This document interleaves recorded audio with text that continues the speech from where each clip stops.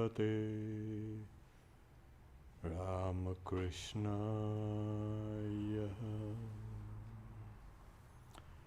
Salutations to Bhagavan Ramakrishna. Welcome to the 11th class in the second series of Mantra Yoga. We have been dwelling in our regular classes the mystical, the subtle aspects of mantra and the repetition of the mantra called Japa. And apart from the psychology, the spirituality that is the result of repeating this mystic syllable, we have very rarely discussed the physical aspect. We have, but not in details. When we have spoken about the nerves, we've spoken mainly about what is called in Tantra and Yoga, some traditions of the Yoga, as Ida and Pingala and Sushumna, the central canalus. And there's a bunch of nerves in the spinal column. These are essential, naturally, and these have become so popular all over the place. Kundalini and this nadis and this and that, especially here in California. Every second guy who knows about these yoga traditions speaks about this Kundalini and Kundalini Shakti and Kundalini Yoga. Yes, that is important, but those subtle nerves to be awakened, there are another set of nerves that needs to be activated. And this is called the vagus nerve. Now, a monk was saying, okay, I only hope that we don't have the vagus, you can say, nerve. You know, Vegas, Las Vegas also is pronounced Vegas. So the gambling nerve. There's nothing to that.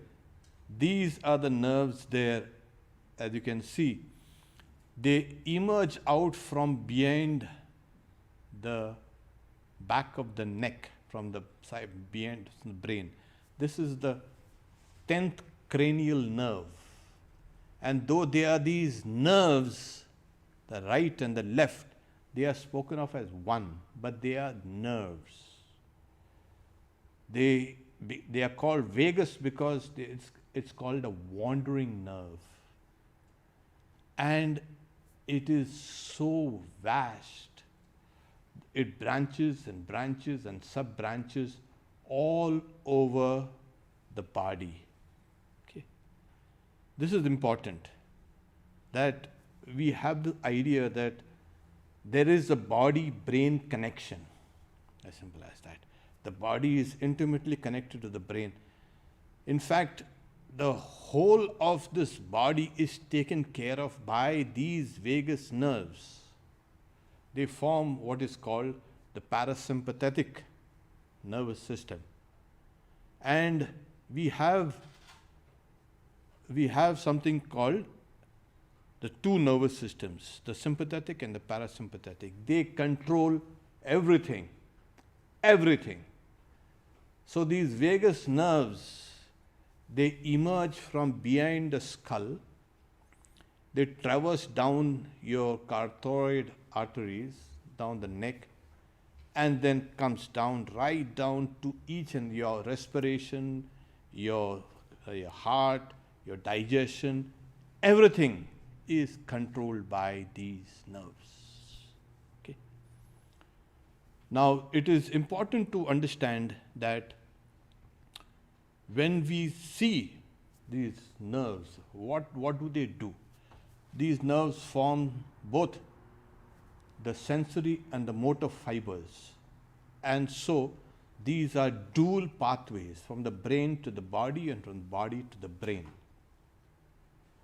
if these nerves are not integrated, if these nerves do not have that strength, you're going to have a trouble.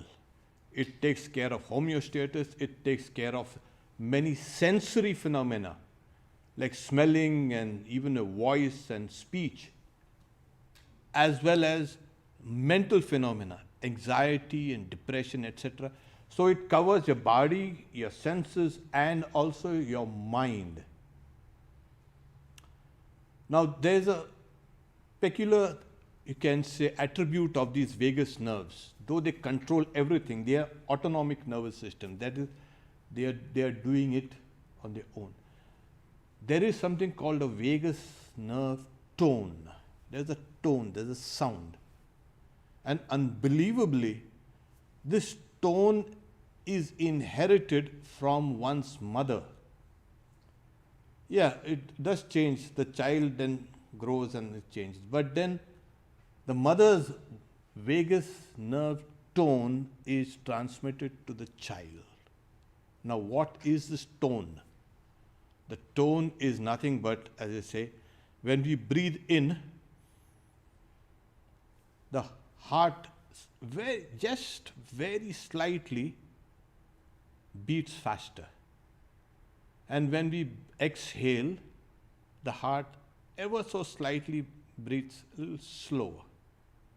The difference between this is called the vagal tone. The larger the difference, the quicker you can come away from stress, etc. But just to give you an idea that there is a kind of, it's connected intimately to respiration and to your heart, and of course the digestion, and in fact almost everything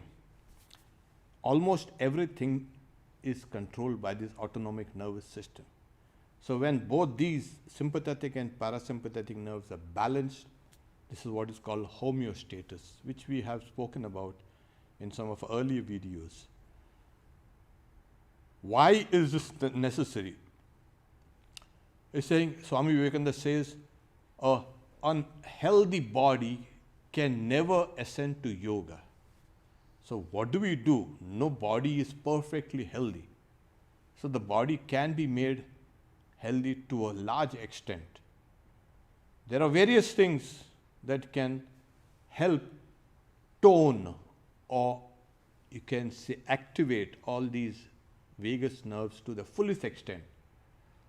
One is by splashing cold water on your face. Okay.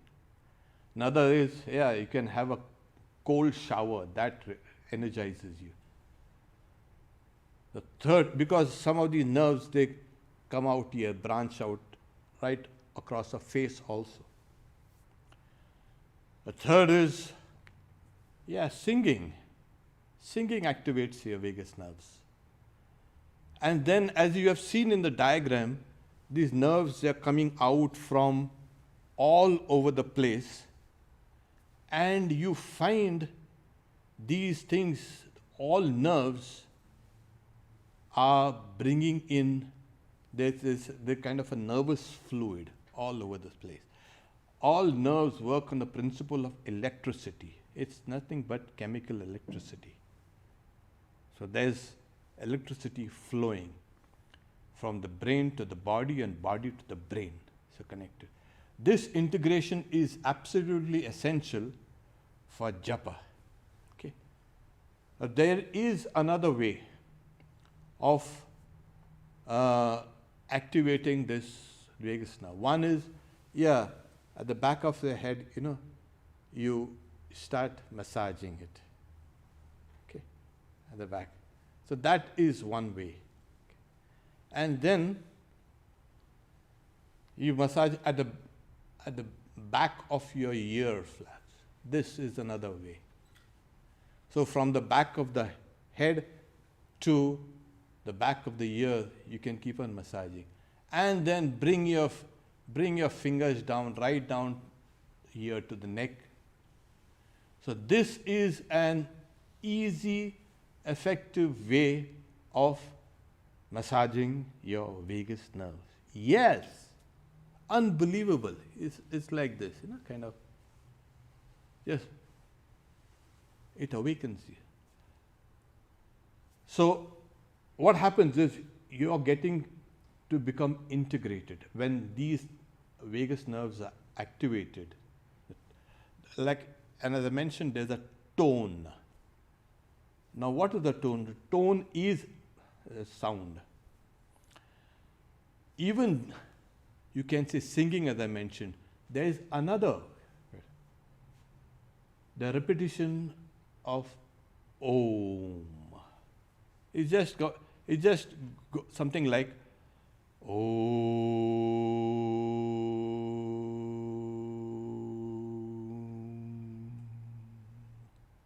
This is the sound because it controls speech, and there are some who also say that even gargling water can also help.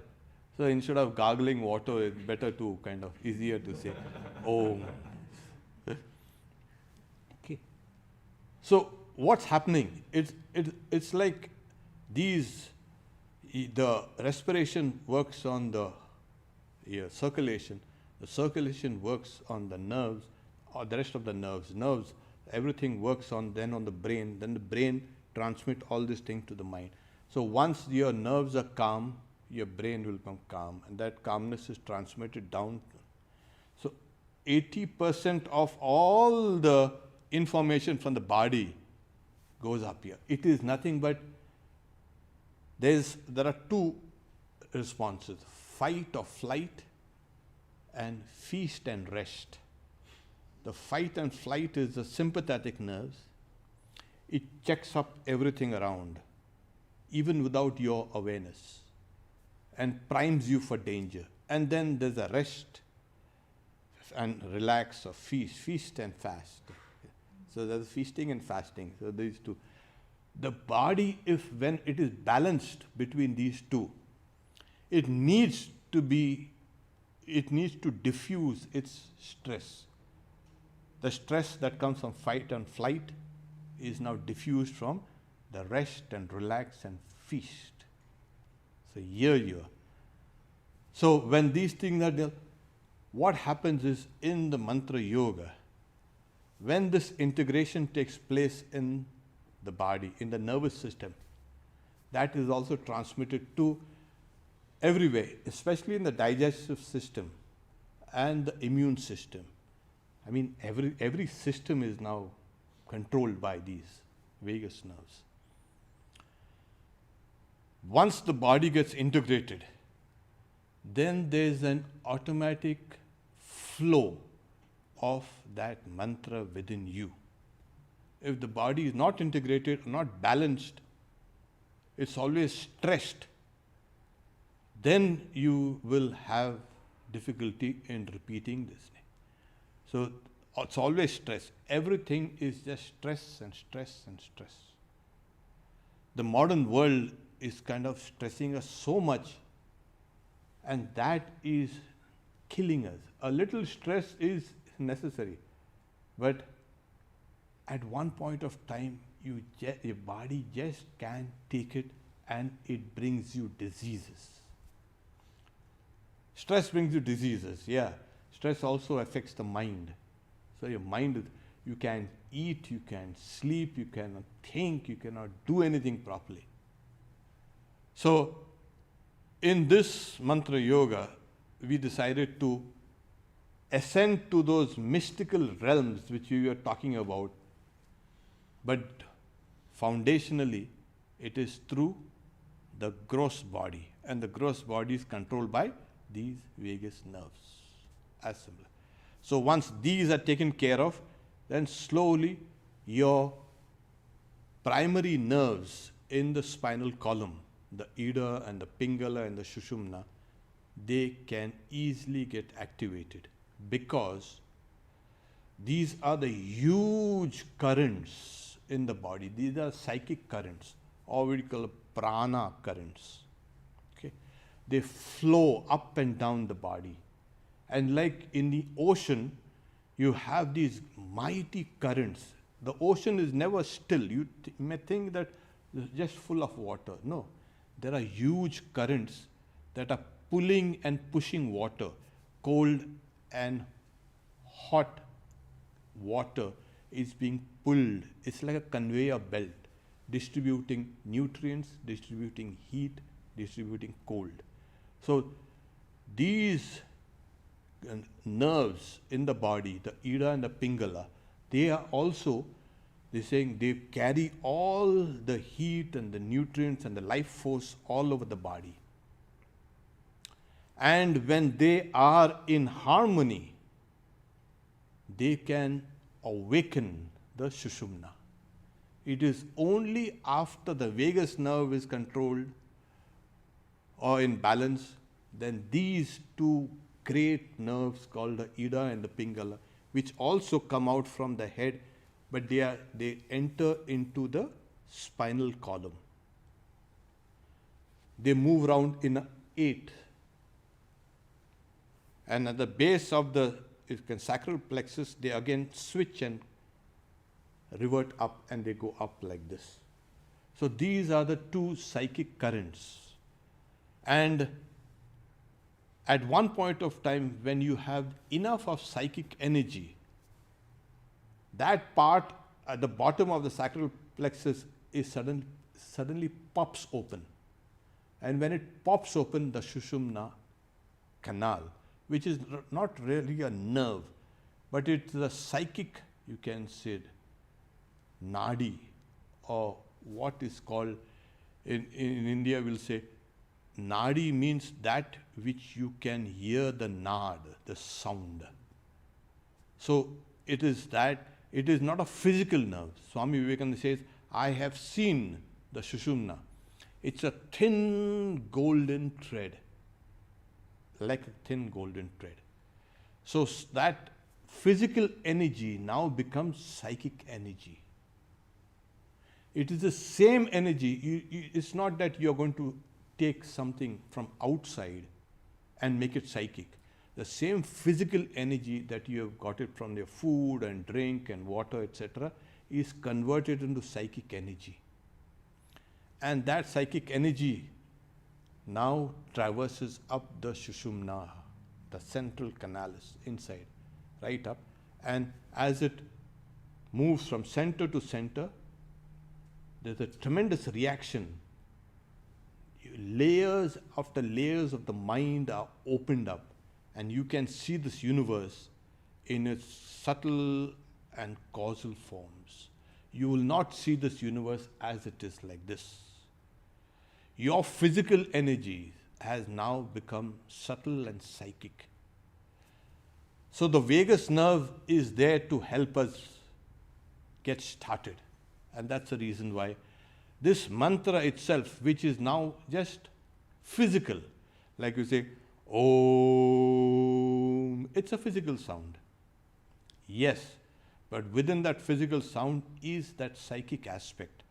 This physical sound itself will become subtle and then become psychic, and that will get converted into higher and higher vibrations. Okay, so much for the psychic nerves and vagus nerves, etc. Okay. Now we are going to use Om as a mantra for us to contemplate on, as well as to articulate. As we have been mentioning, everything has a symbol. The universe also has a symbol. You also have a symbol. And there are various symbols, but the deepest symbol that can correctly represent the universe and you is this Om. It is the universal sound. And this sound is heard by the yogis in the universe when the mind comes up to this heart center. It's called the Anahata Dhvani, the unstruck sound. You can hear this sound reverberating in the universe and also within you. It also means the creation, preservation, destruction. It symbolizes, Om symbolizes that. It also means the waking, dream, and deep sleep states of consciousness. It is so comprehensive, it is said to be the symbol of God, a symbol of reality. So what is reality? Om. But don't we have God with hands and feet? Oh, if you want, you can take that. Doesn't matter. Yes. But the idea is, it is personal, impersonal. It is not anthropocentric, that is human-like. We have this Om as the personal as well as the impersonal aspect of reality. It's so comprehensive. So when we are going to repeat this, I would like you to all to understand the deeper meaning of this Om, that it symbolizes you, the gross, the subtle, and the causal aspects of your personality, as well as it transcends your gross, subtle, and causal aspects and merges into.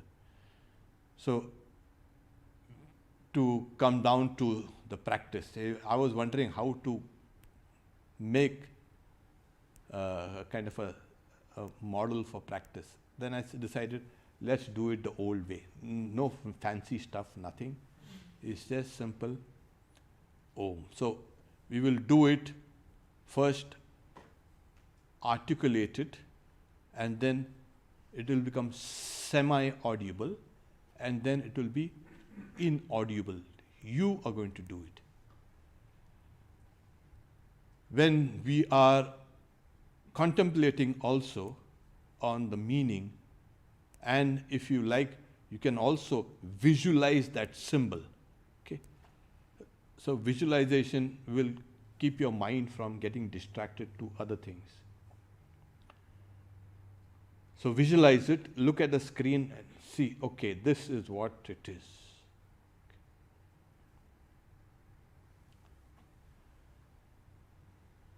Feel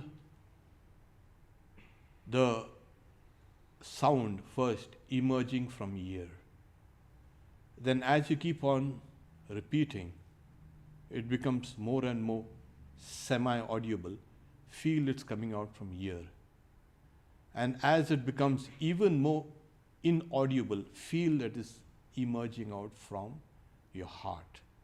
And at the deepest point of the heart, it is now silent. You repeat it silently. So that is the, you can say, physical locations of the various stages of repetition of the mantra. So let's begin. Now, the standard practice is sit down straight and keep a half smile, please. Let's not be so dull and dour and sour. This is the happy kind of practice. So keep a half smile on your face. Relax all your facial muscles. Okay? Look down, gaze at the point either ear or the point of the chin. Okay? Keep your eyes for now half closed. And as you go down deeper and deeper and deeper the repetition, your eyelids will automatically close down when you come down to here. Okay? So let's begin.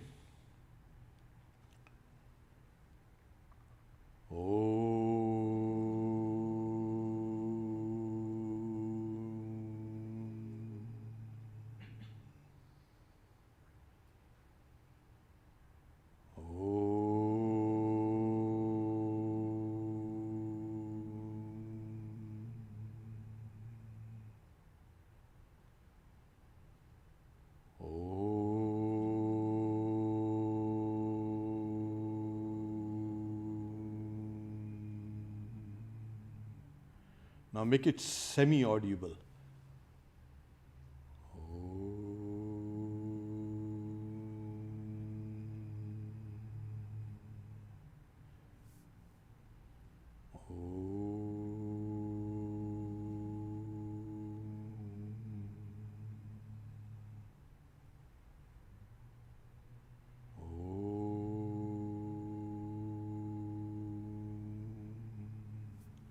Feel it is emerging down from your throat.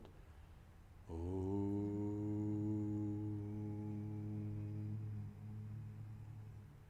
Now silently repeat that and feel it is emerging from your heart.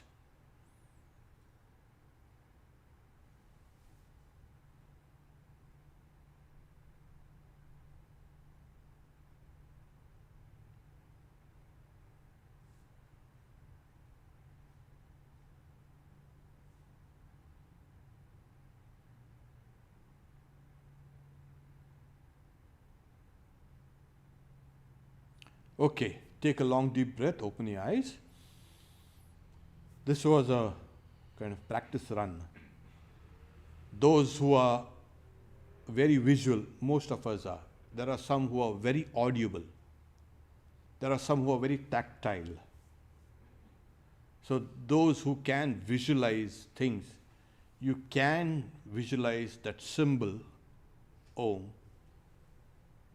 and you can trace your finger over that symbol. So you see the symbol, you can trace your fingers over this symbol. Now you can do that when you reach down at the heart level. Okay? Visualize it, trace your finger, or use a paintbrush if you are inclined to it, and trace that figure there while silently chanting Om when you reach down here. Okay? So let's start. Do it again. Okay, half close your eyes, please. Relax all your facial muscles. Become aware of your breath.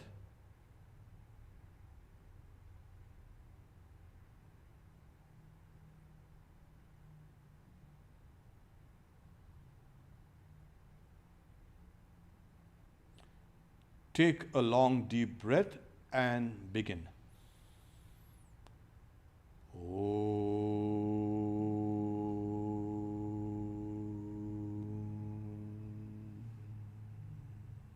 Breathe in.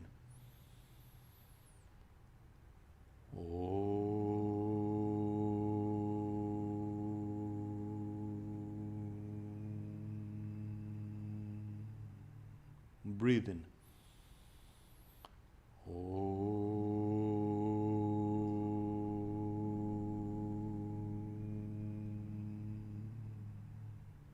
Let's make it semi-audible from the throat. Breathe in.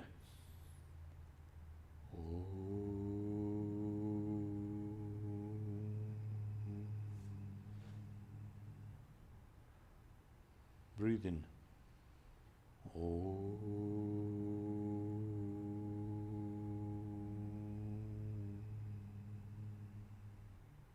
Breathe in.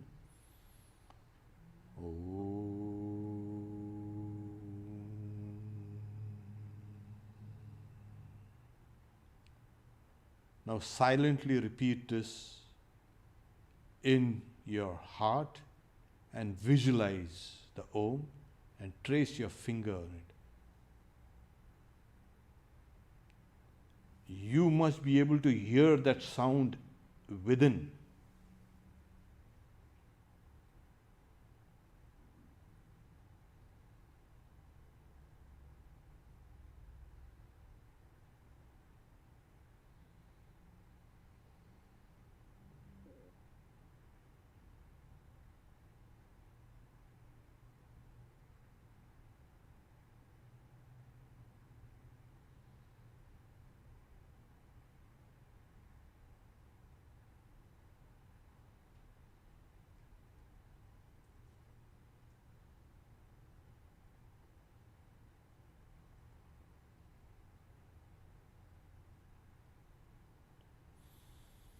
Okay, take a long deep breath and open your eyes. This is the way. I haven't emphasized enough that when you mentally repeat it, you must be able to hear that mental sound within you.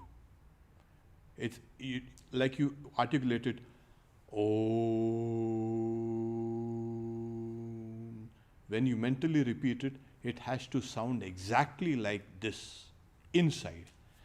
That will set off the, you can say, adjust the tone, the vagal nerve tone. Once these things are integrated, then the rest of the functions, the bodily functions, mental function and sensory function will get integrated. So this is the grossest aspect of the symbol called Om and its articulation. And as you go on deeper and deeper and deeper, you will feel you are traveling down the path. And that path is leading down to a subtle, very subtle realm where you can hear the sound. It's a spontaneous sound. There you will not have to articulate it anymore. It spontaneously arises and falls and rises and falls. It happens, it's happening right now. We are not tuned to it yet. So in order to get tuned to it, we'll need to do the practice. So as you keep on practicing, it will harmonize with that. And as it's synchronized, then this thing will keep on going over and over again. It's a deep, sweet, blissful, uplifting sound that you will hear. It's not going to disturb you or anything like that. In fact, this will be the greatest comfort. This will be your greatest support. The Upanishads say, this is the highest support, this is the greatest support. This, you have it within you, within your reach, within your powers. So, it starts with a little practice. Okay? Om, peace, peace, peace.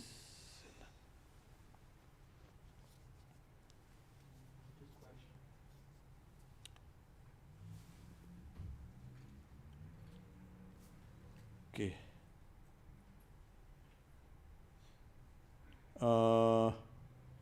Yes, mostly all thank yous only. Swamiji, I need to visualize, I need to repeat a mantra, I need to count on fingers. These three things at once seem a little difficult. Am I doing it right? Yes. You can. You can visualize and you can repeat. These two things are perfectly all right. And as we have mentioned, keeping count on your fingers or on the mala, what happens is your motor, you can say, areas of the brain, most of them are connected with your fingers. Yes, amazingly. So the moment you keep your fingers engaged with counting, you stop daydreaming. Your mind will not wander or mind will not fall asleep. That's the work of the motor cortex. It keeps you kind of engaged. So you are using actually, suppose you have 3 engines on your plane. You put on all the 3 engines. So you don't put on just one saying, oh, that will do. The plane is going to, land you down badly. So do it. If you have difficulty in keeping count, for the moment, let that go. But visualize it and try to remember the meaning as you can say chant it. Repeating other mantras, Om Namah Shivaya, also activate the vagus nerve? Yes, all mantras activate. It's Om Namah Shivaya. Every mantra activates the vagus nerves. What is the significance of the colors? Light we visualize at the heart center when visualize. So there are different colors within each chakra. Okay. These are psychic, you can say, colors. Let's not go into it. For the moment, you just visualize this place as a pale yellow color. Later on, you will get to know the real color. Okay. So, The color of the ishta, as you mentioned, the color of the ishta is what you have been shown or what the depiction is. Like Shiva is like blue in color. Blue means it represents infinity, okay, space, unlimitedness. So that's why Shri Ramakrishna says, when things are at a distance, you will see them as blue or black. But when you come closer to that particular thing, you will see it colorless. It's like a sky. The sky looks blue there, but it doesn't look blue here. Water also is something like that. So use colors, yes, during a visualization, it helps.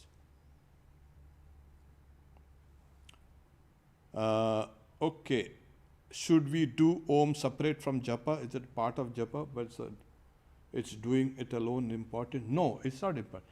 If you have the other parts of the mantra, the bija, the seed, and the name of the particular deity, do it all together. We did it for convenience purposes. We've been doing all various mantras. So I said, let's do it just Om. So when you say like Om Namah Shivaya, that itself is activated. So you have Om also. Om Namo Narayanaya. That also is there. The various mantras. So every mantra has an Om there. That mantra itself is actually, though it's a part, it's the totality. The deity merges in the seed, okay, the bija. The seed then merges into the Om, and the Om merges into that great silence. So it's a kind of reverse, you can say, evolution. We chant it like this, Om Namah Shivaya, and then as you get deeper and deeper with Shivaya, and then we'll merge into Nama, and Nama into Om, and Om into silence. When you come down to that stage, there is no sound at all. Even the sound of Om has stopped. So the idea is evolution and involution. Evolution and involution. Keeps on circling over and over again, and then there's a kind of, it breaks through. And that is what we all want at, the great breakthrough. So, as mentioned, 25th is Saturday, but it's Christmas also. So, wish you a Merry Christmas. We won't have a class. But on the 1st, again on Saturday, we decided to, let's start the new year with a Mantra Yoga class. So, we're going to have a Mantra Yoga class, okay? Om, peace, peace, peace.